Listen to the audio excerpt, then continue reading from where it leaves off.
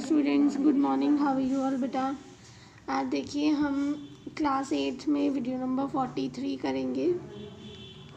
हम new chapter start करेंगे, chapter number 3। हम प्रीवियस वीडियो के अंदर क्वेश्चन आंसर कर चुके हैं चैप्टर 2 के, तो चैप्टर 2 आपका कंप्लीट हो गया है। देखिए नाम क्या है चैप्टर नंबर 3 का आपका, synthetic fibres and plastic. Synthetic fibres and plastic, ठीक है। यहाँ हम इस चैप्टर में बात करेंगे सिंथेटिक फाइबर्स यानी कि ह्यूमन मेड जो फाइबर्स होते हैं उनकी, एंड प्लास्टिक की, ठीक है।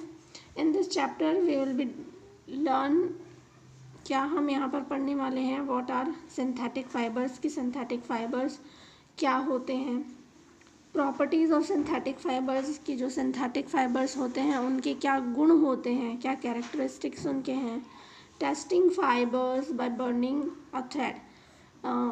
विभिन्न तरीके के जो फाइबर्स हैं, जो रेशे हैं, उनको जला करके, उनका धागा जला करके उन्हें टेस्ट करना। मैन्युफैक्चरिंग यानी कि इनको किस तरह से बनाया जाता है। कॉमन सिंथेटिक फाइबर्स कौन से हैं जो ईजिली अवेलेबल वॉशेबल होते हैं। और इलास्टिसिटी ऑफ फाइबर्स, कौन सा फाइबर कितना इलास्टिक है। एंड अदर सिंथेटिक मटेरियल्स, और भी जो सिंथेटिक मटेरियल्स हैं उनके बारे में हम यहाँ पर डिस्कस करेंगे आज इस चैप्टर के अंदर, ठीक है बेटा। देखिए इंट्रोडक्शन देख लेते हैं। सबसे पहले हम we use a number of materials in our daily life. हम अपनी डेली लाइफ के अंदर बहुत सारे मटेरियल्स को यूज़ करते हैं। Some of these such as wood, cotton, stones and clay are natural materials, ठीक है।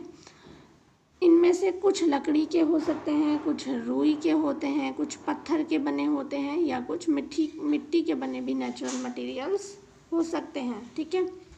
However the most of the materials do not occurs as such in nature. क्या होता है, ज़्यादातर जो मटेरियल्स होते हैं ना, एज इट इज़ नेचर में नहीं होते हैं, हमें वो हमारे यूज़ करने लायक बनाने पड़ते हैं, ठीक है। They have been change from their natural state by chemical processes, ठीक है। उनकी नेचुरल स्टेट्स जो होती हैं, नेचुरल उनका जो प्राकृतिक रूप होता है उसको केमिकली हम चेंज करते हैं और फिर हमारे यूज़ करने के लायक बनाते हैं। देखिए plastics, paints, medicine, cement, fertiliser, synthetic fibres are some such man made materials. और जिन्हें हम बना रहे हैं उनमें कुछ देखिए प्लास्टिक भी है, पेंट्स, मेडिसिन्स, सीमेंट्स, फर्टिलाइजर्स और सिंथेटिक फाइबर्स भी मैन मेड मटीरियल्स में ही आते हैं। Most of these materials are made from raw materials such as coal, crude oil, natural gases, air, water, salt and limestones. देखिए अब ये जो आप मटीरियल्स बना रहे हैं ये ज़्यादातर नेचुरल चीज़ों को ही मॉडिफाई करके बनाते हैं, प्राकृतिक चीज़ों का ही चेंज करके उन्हें हमारे तरीके से ढालते हैं हम। तो इसके लिए हमें रॉ मटेरियल चाहिए यानी कि कच्चा माल चाहिए, ठीक है। तो वो कच्चा माल क्या होता है, कोल यानी कोयले, क्रूड ऑयल हो सकता है, गैसेस हो सकती हैं, पानी, लाइमस्टोन या सॉल्ट, इनको हम मॉडिफाई करके बना सकते हैं। The availability of such natural materials is limited। लेकिन ये जो मटेरियल्स हैं, जो रॉ मटेरियल है, जो कच्चा माल है, प्राकृतिक तत्व जो होते हैं बेटा, इनकी अवेलेबिलिटी यानी कि इनकी जो उपलब्धता है वो बहुत ही लिमिटेड है, सीमित होती है, सीमित मात्रा के अंदर होती है। The human population is increasing day by day, ठीक है। ये जो ह्यूमन पॉपुलेशन है हमारी यानी कि जो आप जनसंख्या है उसमें धीरे धीरे दिन पर दिन वृद्धि होती जा रही है। For a such large population, और इतनी बड़ी जनसंख्या के लिए we can not depend upon natural products only. हम केवल अगर ये सोचें कि नेचुरली प्रोडक्ट्स लेंगे तो ये जो है ना ये पॉसिबल नहीं है, क्योंकि इतनी सारी जनसंख्या के लिए नेचुरल प्रोडक्टिविटी का होना बहुत ही मुश्किल हो जाता है। Therefore A number of substances such as rayon, nylon, bakelite, glass, cement, fertilizer, pesticides, soaps, detergents have been developed. और इसी को ध्यान में रखते हुए कि हर जगह नेचुरल चीज़ नहीं पहुंचाई जा सकती है, बहुत सारे इस तरीके के पदार्थ बनने लगे, जैसे रेयन, नायलॉन, बेकेलाइट बना, glass, cement, fertilizer, pesticide, soaps, detergents, इन सबको बनाया गया. Let us know more about these materials, और इन्हीं मटीरियल्स के बारे में हम डिटेल्ड में पढ़ेंगे. देखिए, one of the first man made material to be discovered was terracotta. ठीक है, सबसे पहला मैन मेड जो मटेरियल था, जो कृत्रिम, जो मानव निर्मित था, जो मनुष्य ने बनाया था, उसका नाम था टेराकोटा, विच मीन्स बेक्ड अर्थ, जिसका मतलब होता है बेक्ड अर्थ.